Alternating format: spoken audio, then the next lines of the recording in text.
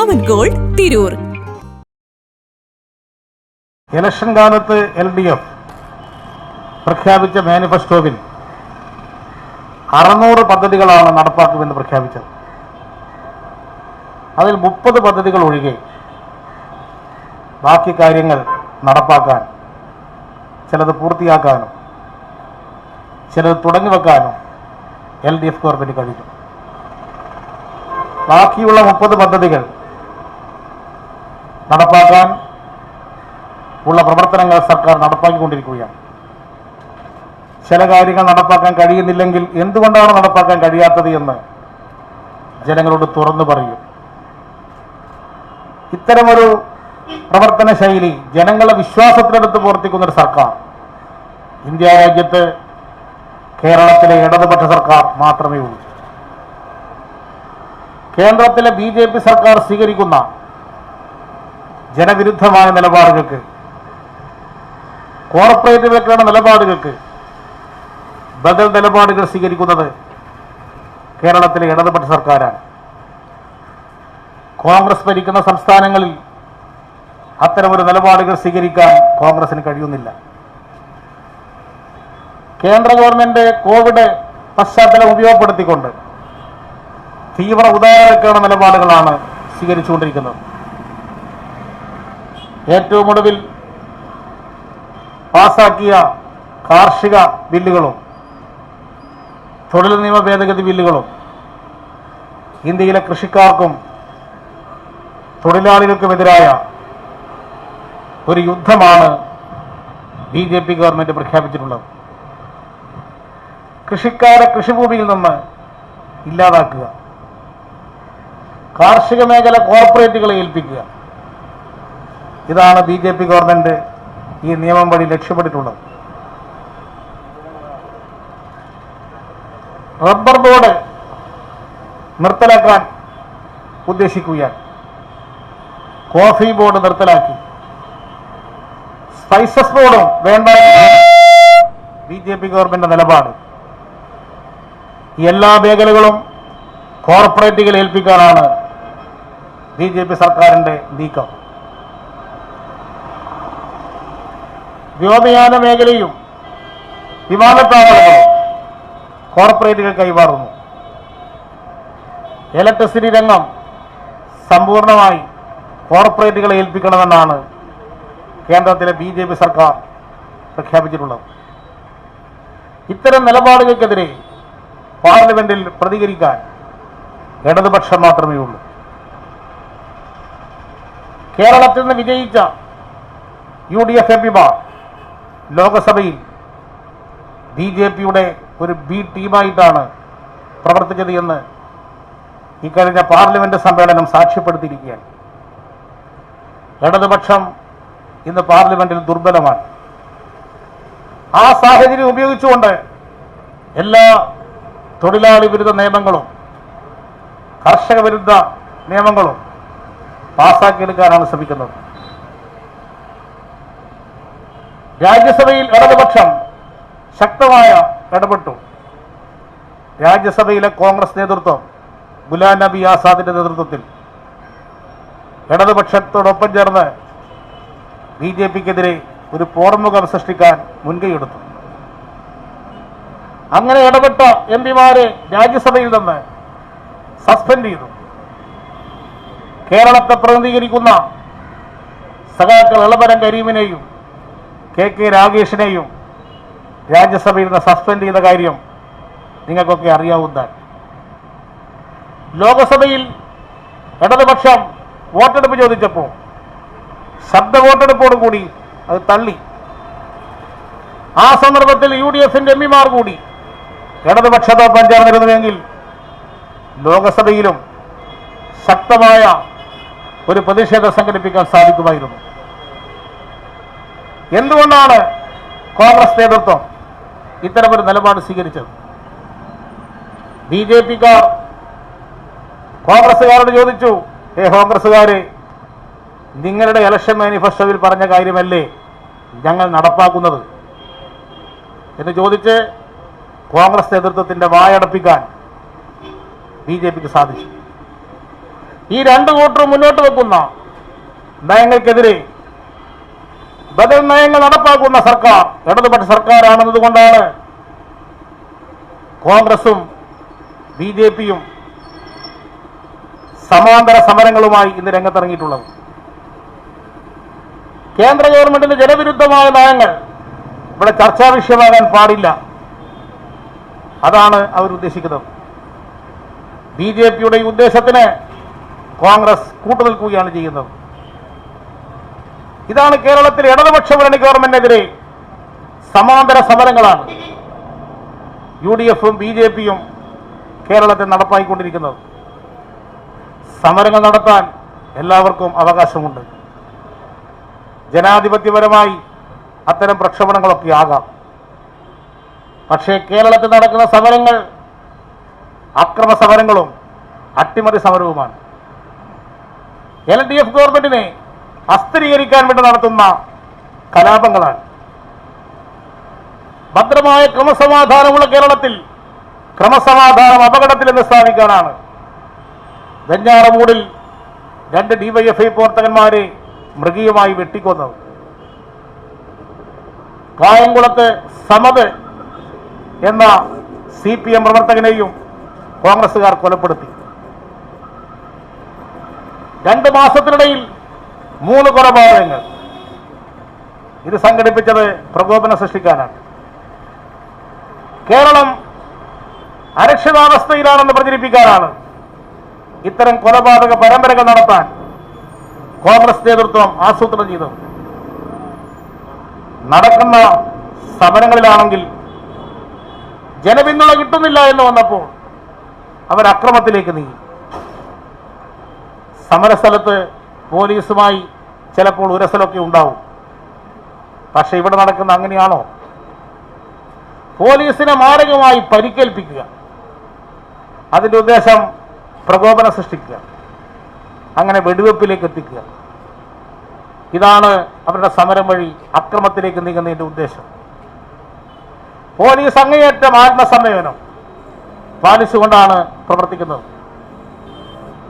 കേരളത്തിൽ ഈ അക്രമ സമരവും കലാപങ്ങളും നടത്തി ഇടതുപക്ഷ ഭരണ ഗവൺമെന്റിനെ അട്ടിമറിക്കാം എന്നത് ഈ സംസ്ഥാനത്ത് നടക്കാൻ പോകുന്നില്ല.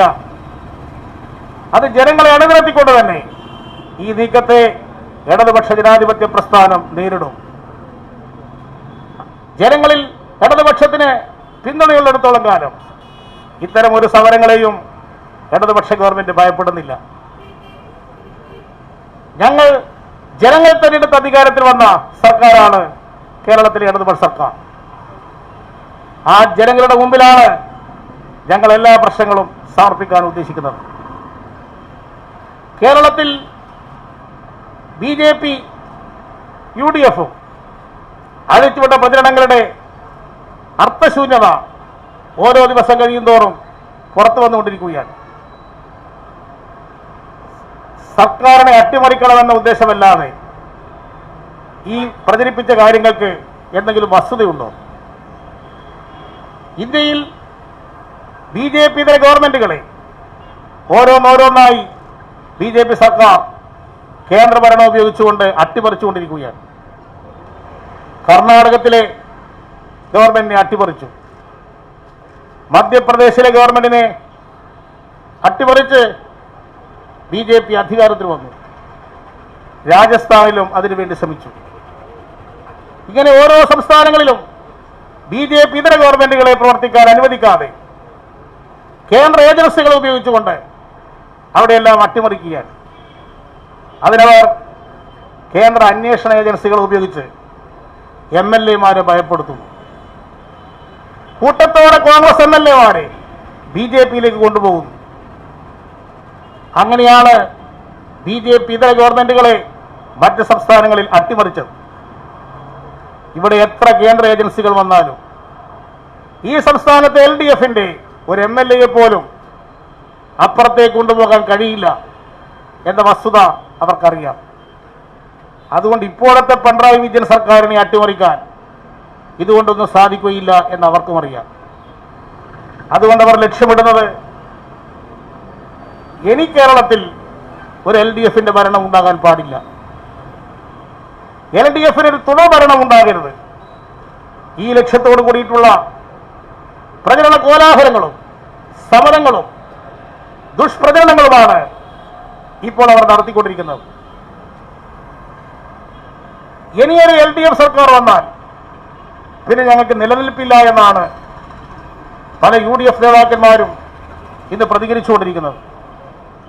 അതുകൊണ്ട് ആരുമായും കൂട്ടുകൂടണം. BJP ശത്രുവല്ല എന്ന് മുസ്ലിം ലീഗ് തന്നെ പ്രഖ്യാപിക്കുന്നു.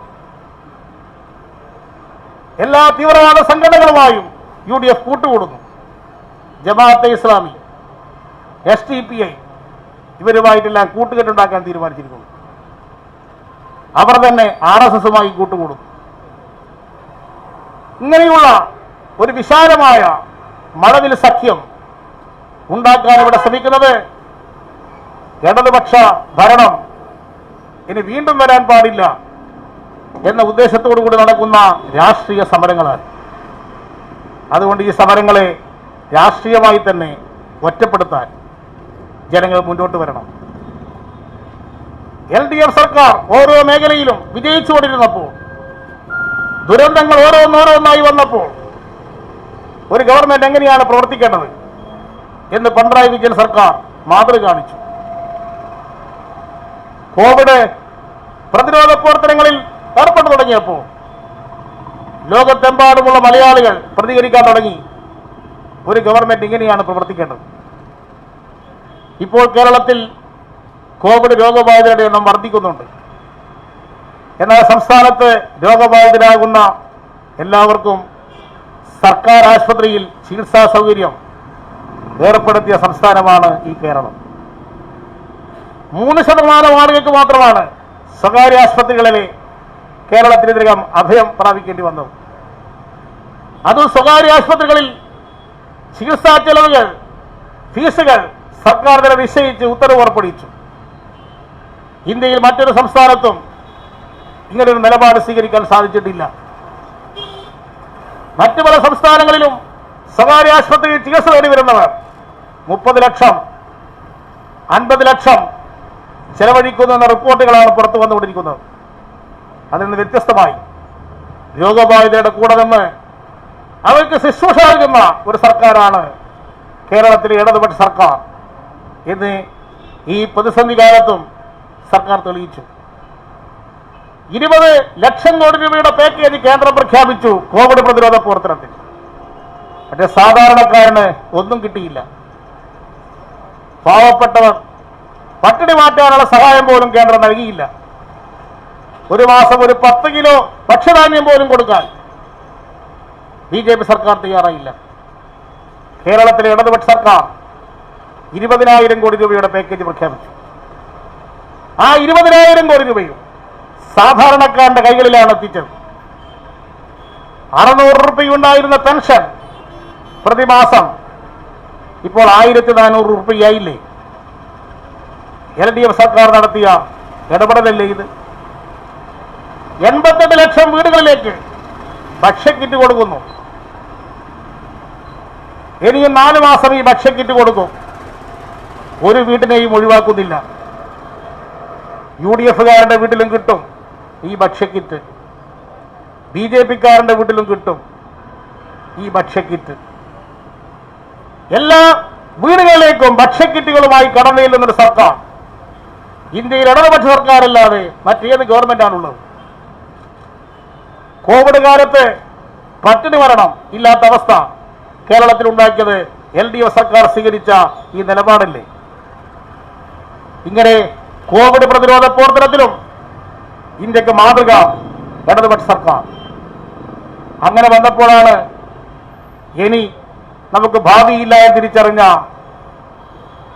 ശത്രുവർഗം UDFും BJPയും ഗവൺമെന്റിനെതിരെ ആരോപണങ്ങളും പ്രചാരണങ്ങളുമായി രംഗത്തിറങ്ങാൻ തീരുമാനിച്ചത്.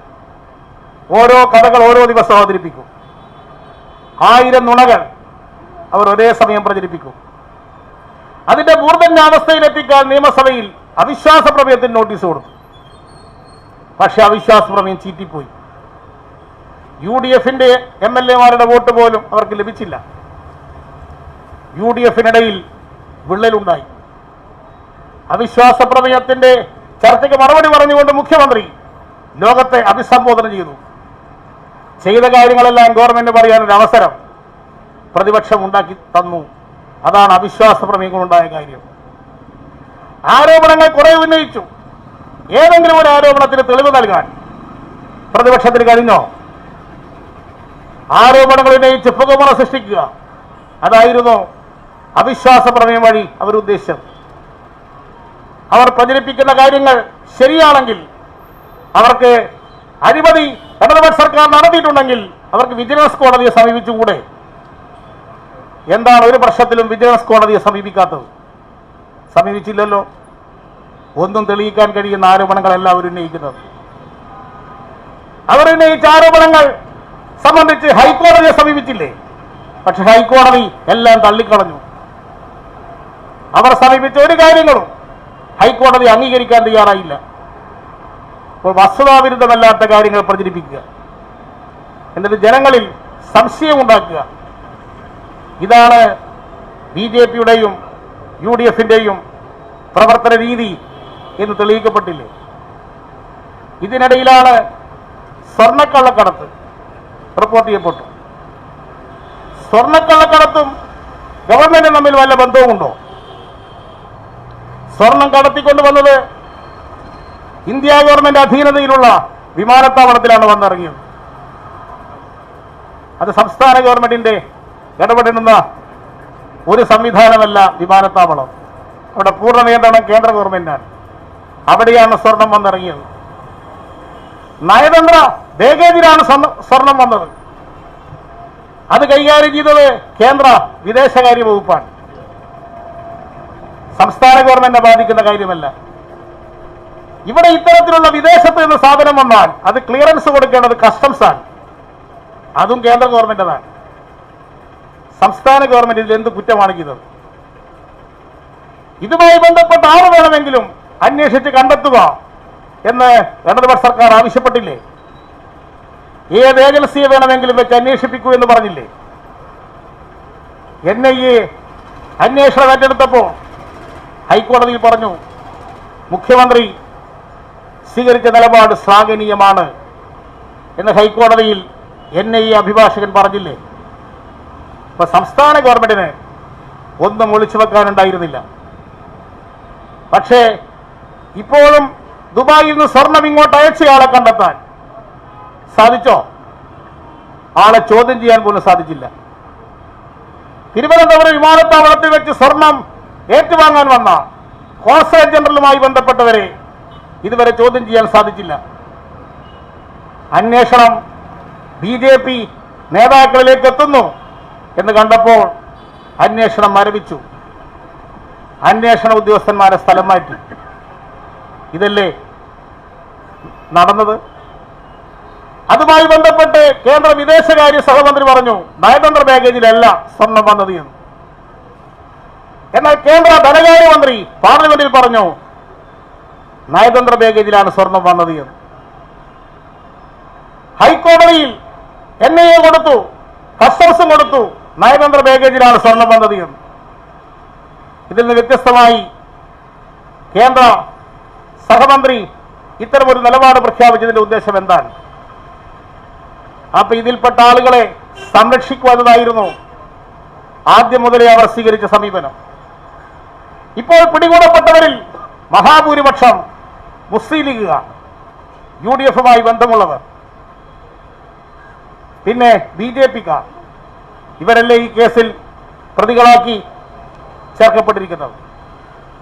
ഇതിന്റെ എല്ലാ കാര്യങ്ങളും പുറത്തു കൊണ്ടുവരാൻ സഹായകമായ അന്വേഷണം നടത്തണമെന്ന് ആണ് സംസ്ഥാന ഗവൺമെന്റ് ഉദ്ദേശിച്ചത്.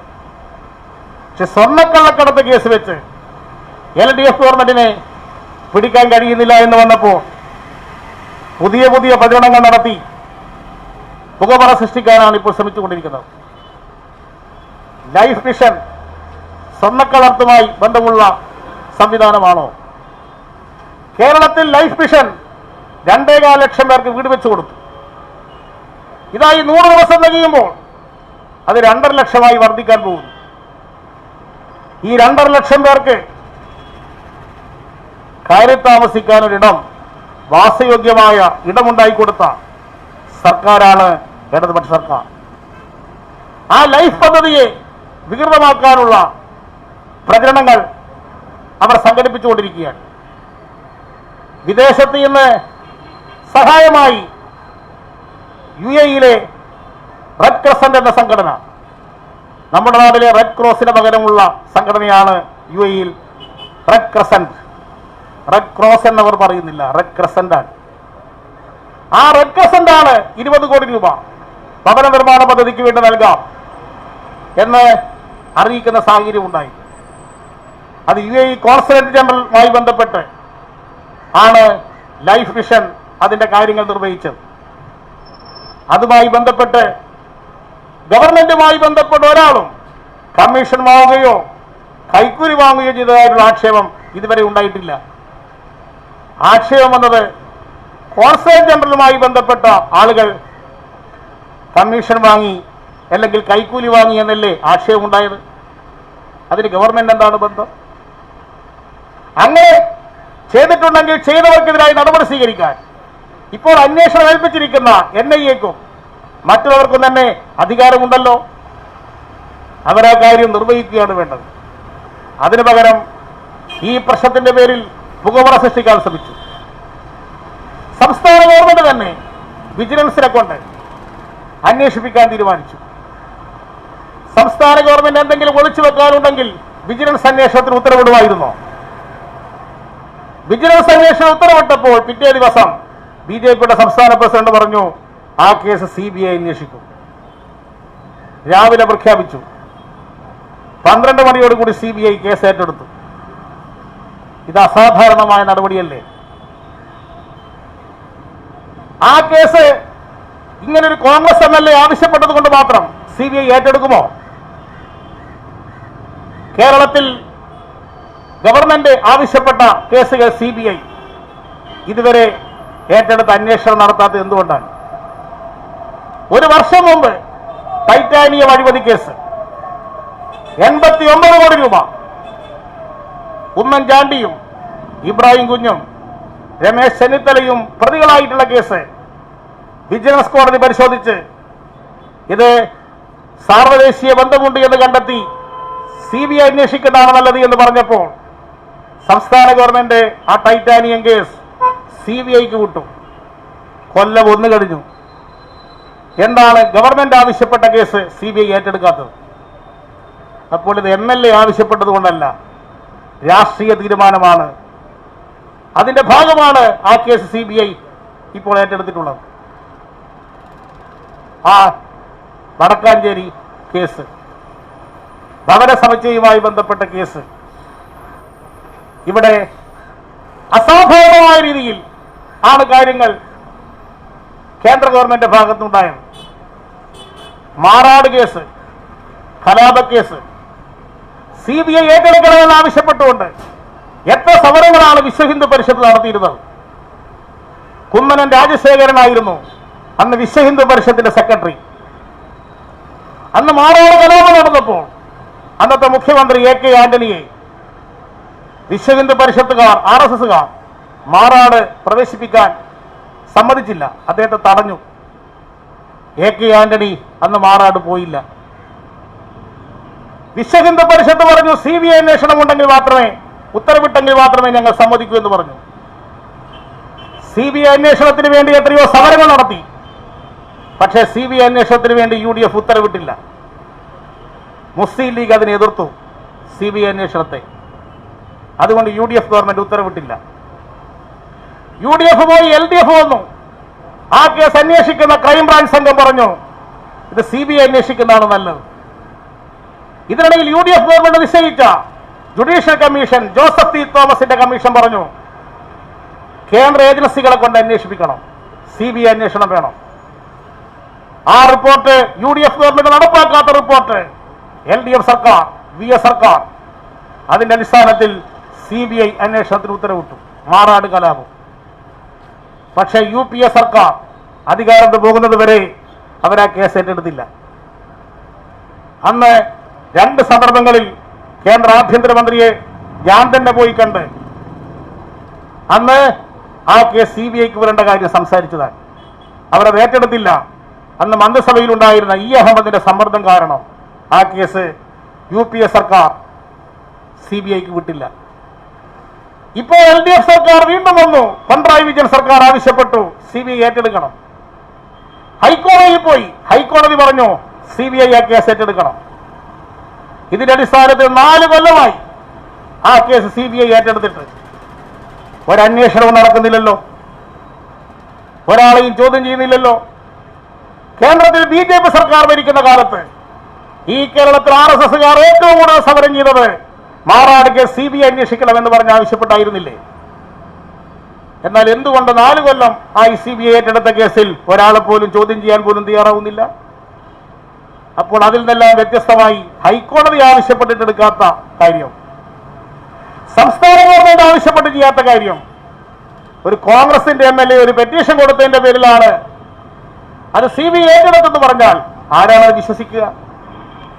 ഇതിന്റെ ഉദ്ദേശം കേന്ദ്ര ഏജൻസിയെ ഉപയോഗിച്ചുകൊണ്ട് കേരളത്തിലെ ഇടതുപക്ഷ ഗവൺമെന്റിനെതിരെ പ്രചരണ കോലാഹലം സൃഷ്ടിക്കുക. LDF ഗവൺമെന്റിനെ ലക്ഷ്യം വെച്ചുകൊണ്ട് നടത്തുന്ന പ്രവർത്തനത്തിന്റെ ഭാഗം മാത്രമാണ് കേന്ദ്ര ഏജൻസികളെ ഉപയോഗിച്ചുകൊണ്ട് കേരളത്തിൽ നടക്കുന്ന വിവിധ ഇടപെടലുകൾ. ഇത് കേന്ദ്ര ഗവൺമെന്റിന്റെ ഇടപെടലിന്റെ ഭാഗമാണിത്. ഈ ഗവൺമെന്റിനെ വലിച്ചു താഴെപ്പെടും എന്ന് നേരത്തെ BJPയുടെ പ്രസിഡന്റ് പ്രഖ്യാപിച്ച കാര്യം ഇവിടെ അധ്യക്ഷൻ സൂചിപ്പിക്കുകയുണ്ടായി. പക്ഷെ അങ്ങനെ ഈ ഗവൺമെന്റിനെ വലിച്ചു താഴത്തിടാനൊന്നും കഴിയില്ല എന്നവർക്കറിയാം. അതുകൊണ്ടാണ് ഇപ്പോൾ ഇത്തരത്തിലുള്ള പ്രചരണ പരിപാടികളും കേന്ദ്ര ഏജൻസികളുടെ അന്വേഷണം വഴി പുകമറ സൃഷ്ടിക്കാനും ഇപ്പോൾ അവർ ഇറങ്ങിത്തിരിച്ചിട്ടുള്ളത്. ഞങ്ങളൊന്നും ഭയപ്പെടുന്നില്ല. ആരെങ്കിലും ഉപ്പ് തിന്നിട്ടുണ്ടെങ്കിൽ അവർ വെള്ളം കുടിക്കട്ടെ, ഞങ്ങൾക്കതിൽ യാതൊരുവിധ പ്രശ്നവുമില്ല. പക്ഷെ രാഷ്ട്രീയ ആവശ്യത്തിന് വേണ്ടി കേന്ദ്ര ഏജൻസികളെ ഉപയോഗിക്കുന്നതിനെ ഒരു കാരണവശാലും ഞങ്ങൾ അംഗീകരിക്കുകയില്ല. ഇടതുപക്ഷ ജനാധിപത്യത്തോട് ഈ കാര്യം ചർച്ച ചെയ്തു. ഇന്ത്യയിലെ മറ്റ് സംസ്ഥാനങ്ങളിൽ BJP ഇതര ഗവൺമെന്റുകളെ അട്ടിമറിക്കാൻ ശ്രമിച്ചതുപോലൊരു ഇടപെടൽ കേരളത്തിലും തുടങ്ങിയിട്ടുണ്ട്. ഈ കാര്യം ജനങ്ങളെ അറിയിക്കണം, ജനങ്ങളെ ജാഗരൂകരാക്കണം. എന്താണ് ഇടതുപക്ഷ ജനാധിപത്യ മുന്നണി തീരുമാനിച്ചത്? അതിന്റെ ഭാഗമായി ഇനിയും ധാരാളം കള്ളപ്രചാര വേലകളും മറ്റും അവർ സംഘടിപ്പിക്കുക തന്നെ ചെയ്യും. പുസ്തക മാധ്യമങ്ങൾ അവർക്കൊപ്പമുണ്ട്, ധനമൂലധന ശക്തികൾ അവർക്കൊപ്പമുണ്ട്. അവരെല്ലാം ഉപയോഗിച്ചുകൊണ്ട് ഈ കേരളത്തിൽ ഇന്ത്യ രാജ്യത്തുള്ള ഇടതുപക്ഷ ഗവൺമെന്റ് ആയിട്ടുള്ള കേരളത്തിലെ ഗവൺമെന്റിനെ അസ്ഥിരീകരിക്കാൻ, ദുർബലപ്പെടുത്താൻ നടത്തുന്ന ആസൂത്രിതമായ നീക്കമാണ് ഇവിടെ നടന്നുകൊണ്ടിരിക്കുന്നത്. ഈ അട്ടിമറി സമരം, ഈ അക്രമ സമരം ഈ കേരളത്തിൽ വിജയിക്കാൻ പോകുന്നില്ല. ഏതെങ്കിലും കേന്ദ്ര ഏജൻസി ഒരാളെ ചോദ്യം ചെയ്യാൻ വിളിച്ചാൽ ഉടനെ പ്രചരിപ്പിക്കുന്നത് ആ മന്ത്രി രാജിവെക്കണം എന്നാണ്. KT ജലീലിനെ അന്വേഷിപ്പിക്കാൻ വിളിച്ചു, അന്വേഷണ സംഘം വിളിച്ചു, ഉടനെ KT ജലീൽ രാജിവെക്കണം എന്നായി. അന്വേഷണ ഏജൻസികൾ ചോദ്യം ചെയ്യാൻ വിളിച്ചതിന്റെ പേരിൽ രാജിവെക്കാൻ തുടങ്ങിയാൽ ഏതെങ്കിലും ഒരു സംസ്ഥാനത്തൊരു മന്ത്രിസഭ ഉണ്ടാകുമോ? രാജസ്ഥാനിലെ മന്ത്രിയെ ED ചോദ്യം ചെയ്തു 12 മണിക്കൂർ. കോൺഗ്രസ് മന്ത്രി, അദ്ദേഹം രാജിവെച്ചിട്ടുണ്ടോ? ഇവിടെ ശിവകുമാറിനെ, കർണാടകത്തിലെ ശിവകുമാറിന്റെയും ചിദംബരത്തിന്റെയും പേരിൽ കേസുണ്ടായി. അവരെ കോൺഗ്രസ് മാറ്റുകയാണോ ചെയ്തത്? ശിവകുമാറിനെ PCC പ്രസിഡന്റാക്കി അന്വേഷണം കഴിഞ്ഞപ്പോൾ. ചിദംബരത്തെ 100 ദിവസം ജയിലിലിട്ടു. ചിദംബരത്തിന് പ്രമോഷൻ കൊടുത്തില്ലേ? എന്തിനധികം പറയുന്നു, റോബർട്ട് വധേരയെ കേട്ടിട്ടുണ്ടോ? അദ്ദേഹത്തെ ED എത്ര ദിവസങ്ങളാണ് ചോദ്യം ചെയ്തത്? ആ റോബർട്ട് വധേര പ്രിയങ്ക ഗാന്ധിയുമായുള്ള ബന്ധം അറിയില്ലേ? പ്രിയങ്ക ഗാന്ധിയുടെ ഭർത്താവാണ് റോബർട്ട് വധേര. റോബർട്ട് വധേരയെ ചോദ്യം ചെയ്തിട്ട് പ്രിയങ്ക ഗാന്ധി കേസെടുത്തിട്ട് പ്രിയങ്ക ഗാന്ധി AICC സെക്രട്ടറി അല്ലേ? മാറ്റിയിട്ടുണ്ടോ? രാഹുൽ ഗാന്ധി, സോണിയാഗാന്ധി ഇവരെല്ലാം റോബർട്ട് വധേരയുമായി ബന്ധമുള്ളവരല്ലേ? എന്തിനറിയം പറയുന്നു ED രജിസ്റ്റർ ചെയ്ത കേസിൽ ഇപ്പോൾ രാഹുൽ ഗാന്ധിയും സോണിയാഗാന്ധിയും പ്രതിയല്ലേ? ഇങ്ങനെ കേന്ദ്ര ഏജൻസികൾ വിവിധ തരത്തിൽ കോൺഗ്രസിനെതിരായി പല സംസ്ഥാനങ്ങളും ഉപയോഗിച്ചപ്പോൾ അതിനെല്ലാം ശക്തമായി എതിർത്ത കോൺഗ്രസ് ഇവിടെ ഇതിനെല്ലാം സാധ്യത ബോധുന്നത് സങ്കുചിതമായ രാഷ്ട്രീയ ഉദ്ദേശത്തോടു കൂടി മാത്രമല്ലേ? അതുകൊണ്ട് കോൺഗ്രസ് ഈ രാഷ്ട്രീയ കളി കളിക്കും. അതുകൊണ്ട് അവർക്ക് ഒരു ഗുണവും കിട്ടാൻ പോകുന്നില്ല എന്ന് ഭാവി തെളിയിക്കപ്പെടും. ഇവിടെ BJPക്ക് കേരളത്തിൽ ഒരു ഗവൺമെന്റ് ഉണ്ടാക്കാനൊന്നും കഴിയില്ല. അതുകൊണ്ട് അവർ പലതരത്തിൽ UDF-മായി ബന്ധപ്പെട്ട് രഹസ്യധാരണയും പരസ്യധാരണയും ഉണ്ടാക്കി എങ്ങനെയെങ്കിലും കുറച്ച് സീറ്റ് നേടുക, അതുവഴി ഭാവി രാഷ്ട്രീയത്തിൽ ഇടപെടുക. പിന്നീട് UDF ഗവൺമെന്റാണ് വരുന്നതെങ്കിൽ ആ UDF ഗവൺമെന്റിൽ ഇടപെടുക എന്നതാണ് BJPയുടെ തന്ത്രം. അതിലൊരു കാരണവശാലും ഈ കേരളത്തിലെ മതനിരപേക്ഷ ശക്തികൾ കൂട്ടുനിൽക്കാൻ പോകുന്നില്ല. ഇത്തരത്തിലുള്ള കോയിബി മുന്നണികൾ നടന്ന കാലത്തെല്ലാം ജനങ്ങൾ അതിനെ പരാജയപ്പെടുത്തിയ ചരിത്രമാണ് കേരളത്തിലുള്ളത്. അത്തരം സ്ഥലങ്ങളിൽ ജനങ്ങൾ അതിനെ തോൽപ്പിച്ചിട്ടുണ്ട്. അതുകൊണ്ട് ഇപ്പോൾ ഈ അവിശുദ്ധ നീക്കത്തിന് വേണ്ടി നടക്കുന്ന ശ്രമം ഇടതുപക്ഷ സർക്കാർ തുടർന്ന് കേരളത്തിൽ വരാൻ പോടില്ല എന്ന രാഷ്ട്രീയ ലക്ഷ്യമാണ്. അതിനുവേണ്ടി നടക്കുന്ന ഈ രാഷ്ട്രീയ സമരത്തെ ജനങ്ങളെ അണിനിരത്തിക്കൊണ്ട് പരാജയപ്പെടുത്തണമെന്നാണ് ഇടതുപക്ഷ ജനാധിപത്യ മുന്നണി തീരുമാനിച്ചിട്ടുള്ളത്. ഈ പോരാട്ടത്തിൽ നാം വിജയിക്കുക തന്നെ ചെയ്യും. ഇടതുപക്ഷ ജനാധിപത്യ മുന്നണി ജനങ്ങൾക്ക് വേണ്ടിയാണ് പ്രവർത്തിക്കുന്ന അനുഭവമുള്ള ജനങ്ങൾ അടുത്ത തദ്ദേശ ഭരണ സ്ഥാപന തെരഞ്ഞെടുപ്പിൽ ഇടതുപക്ഷത്തെ വിജയിപ്പിക്കും. അതുവഴിയായിരിക്കണം ഈ ശത്രുവർഗത്തിന് നാം മറുപടി കൊടുക്കേണ്ടത്. അടുത്ത നിയമസഭാ തെരഞ്ഞെടുപ്പിലും ഇടതുപക്ഷ ജനാധിപത്യ മുന്നണി വിജയിക്കുക തന്നെ ചെയ്യും. ഇവിടെ ഒരു തുടർ ഭരണം സാധ്യമാണ്. അതാണ് കേരള രാഷ്ട്രീയത്തിൽ വന്നുകൊണ്ടിരിക്കുന്ന മാറ്റങ്ങൾ. അതുകൊണ്ട് പരിഭ്രാന്തരായവർ നടത്തുന്ന പ്രചരണ കോലാഹലങ്ങളെയും അക്രമങ്ങളെയും ജനങ്ങൾ തന്നെ നേരിടുമെന്ന കാര്യത്തിൽ യാതൊരു സംശയവുമില്ല. ഡയമണ്ട് ആഭരണങ്ങളെയും പ്ലാറ്റിനം ആഭരണങ്ങളെയും സ്നേഹിക്കുന്നവർക്ക് മിത്ര ഡയമണ്ട്സ് നൽകുന്നു ഡയമണ്ട് ആഭരണങ്ങൾ ഇനി മുതൽ വാങ്ങുന്ന വിലയിൽ വിൽക്കുവാനുള്ള സൗകര്യം. ഏത് ജുവലറിയിൽ നിന്ന് വാങ്ങിയ ഡയമണ്ട് ആഭരണങ്ങളും ഉയർന്ന വിലയിൽ മിത്ര ഡയമണ്ട്സിൽ നിന്നും മാറ്റിയെടുക്കാം. അൺകട്ട് പ്രഷ്യസ് ആഭരണങ്ങൾക്ക് എക്സ്ചേഞ്ച് വിലയിൽ 90%, വിൽക്കുമ്പോൾ 80% ബൈബാക്ക്. മാത്രമല്ല വിലയിലോ തൂക്കത്തിലോ കുറവില്ലാതെ പ്ലാറ്റിനം ആഭരണങ്ങൾ വിൽക്കുവാനും മാറ്റിയെടുക്കുവാനുമുള്ള സൗകര്യം. ഇത് മലപ്പുറം ജില്ലയിലെ പ്ലാറ്റിനം അംഗീകൃത ഷോറൂം. ഡയമണ്ട് പ്ലാറ്റിനം ആഭരണങ്ങളെ സ്നേഹിക്കുന്നവർക്ക് മിത്ര ഡയമണ്ട്സ്, താഴെപ്പാലം, തിരൂർ.